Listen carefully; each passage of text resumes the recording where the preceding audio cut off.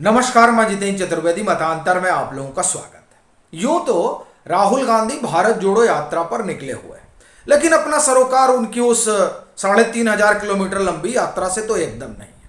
हम लोग बात कांग्रेस के भीतर चल रही उठापटक की करेंगे, क्योंकि वहां जो कुछ घट रहा है उससे ऐसा मालूम पड़ता है कि राहुल गांधी भाजपा के दांव में फंस गए। सवाल यह है कि आखिर में ऐसा कैसे कहा जा सकता है।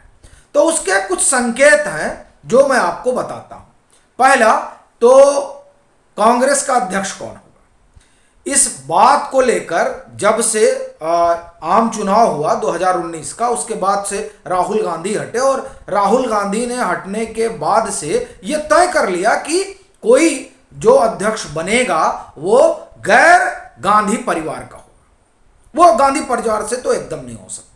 कुछ दिन तक सोनिया गांधी बनी रही और उनकी ये कोशिश हुई कि तब तक जो है राहुल गांधी को तैयार कर लिया जाएगा, लेकिन राहुल गांधी अपने रुख पर कायम है। अब उसे जिद कहा जा सकता है, अड़ियलपन कहा जा सकता है, जो कुछ भी कहा जाए, वो सबके अपने अपने तरीके हैं और अपने अपने नजरिया है उसे देखने का। लेकिन ये जो उन्होंने तय किया कि हम में से गांधी परिवार में से कोई, हम तीनों में से कोई भी उस पद पर नहीं बैठेगा और जो भी आएगा वो इस परिवार से अलग का होगा, इसके जरिए वो भाजपा के उस आरोप से बचना चाह रहे हैं जो वो कांग्रेस पर लगाती रही है, और वो है परिवारवाद का। लेकिन यही ऐसा लगता है कि राहुल गांधी से चूक हो जाती है, क्योंकि वो परिवारवाद के आरोप से तो एक बारगी मान लिया जाए कि बच जाएंगे, लेकिन रिमोट कंट्रोल वाले आरोप से कैसे बच पाएंगे। वो तो अभी भी कहा जाता है कि राहुल गांधी जिम्मेदारी से भागते हैं और वो कोई पद तो नहीं चाहते हैं, लेकिन उस पद से जुड़ी हुई सारी जो ताकतें हैं और जो तमाम चीजें हैं वो ये चाहते हैं कि उनके पास रहे, और वो अपने हिसाब से फिर उसका निर्णय लेते हैं और उनकी जो टीम है वो उस पर काम करती है। सो रिमोट कंट्रोल का आरोप तो लगेगा, और वो उनको यूपीए का शासनकाल भी याद होगा, जब यह कहा जाता था कि दरअसल ये जो सरकार है डॉक्टर मनमोहन सिंह की, वो पीएमओ से नहीं, रेसकोर्स रोड से नहीं, वो 10 जनपद से चलती है, वो राष्ट्रीय सलाहकार परिषद से चलती है, ये कहा जाता था, और उस पर रिमोट कंट्रोल सरकार का आरोप लगता था। हालांकि संजय बारू ने बहुत कुछ लिखा है, उसके बाद से बहुत चीजें स्पष्ट हैं, पर हम लोग अभी बात जो है वो राहुल गांधी की कर रहे हैं।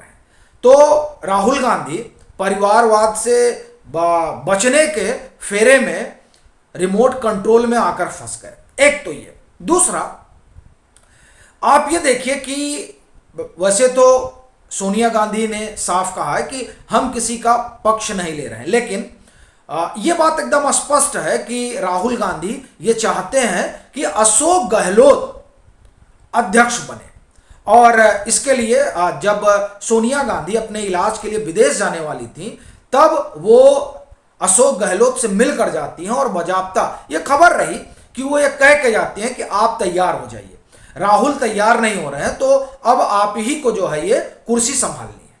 तो जाहिर तौर पर यह संकेत तो स्पष्ट है कि गांधी परिवार का सपोर्ट जो है वो अशोक गहलोत के साथ है। सो वो चुनाव लड़ रहे हैं तो वो जीतेंगे।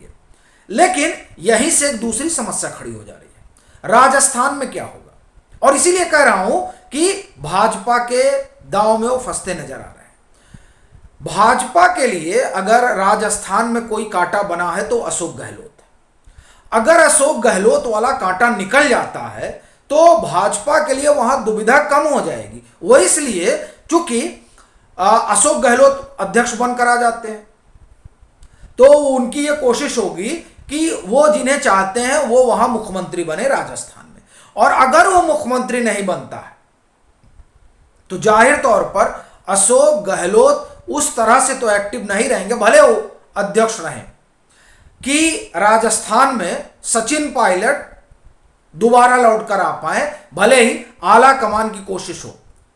अगर उनके मन का कोई नहीं बनता है तो सचिन पायलट को दोबारा मुख्यमंत्री बनाने के लिए अशोक गहलोत एड़ी से चोटी का जोर लगाएंगे, यह थोड़ा मुश्किल जान पड़ता है, क्योंकि सचिन पायलट ने उनकी सरकार के खिलाफ बगावत छेड़ी थी और उसको अशोक गहलोत भूले नहीं है। इसलिए अगर वहां निर्णय अशोक गहलोत के हिसाब से नहीं होता है राजस्थान में और कुर्सी पर उनका व्यक्ति जिसे वो चाहते नहीं बैठता है, तो 2023 में जो राजस्थान का विधानसभा का चुनाव होगा वो भाजपा के लिए बड़ा सहज हो जाएगा।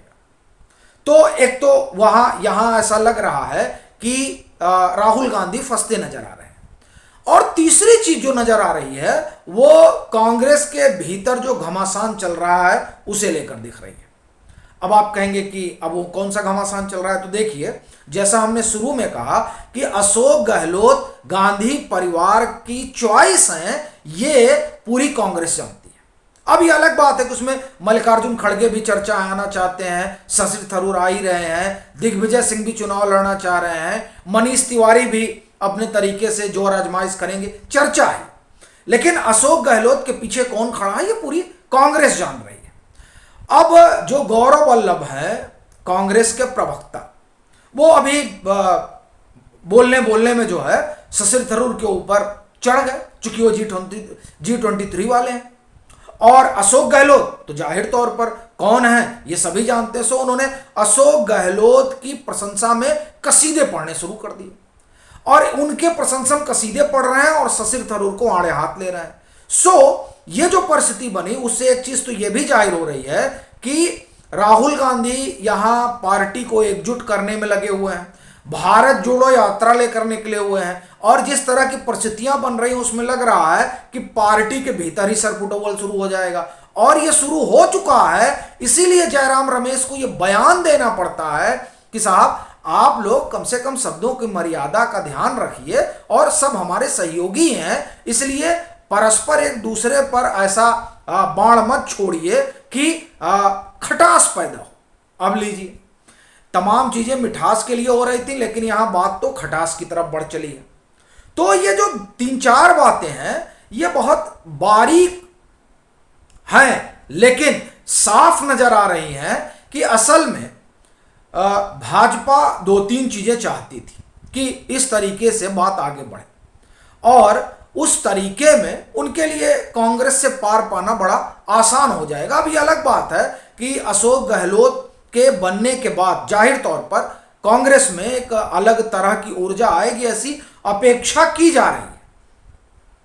लेकिन फिर वही सवाल खड़ा होता है कि मामला रिमोट कंट्रोल का रहेगा तो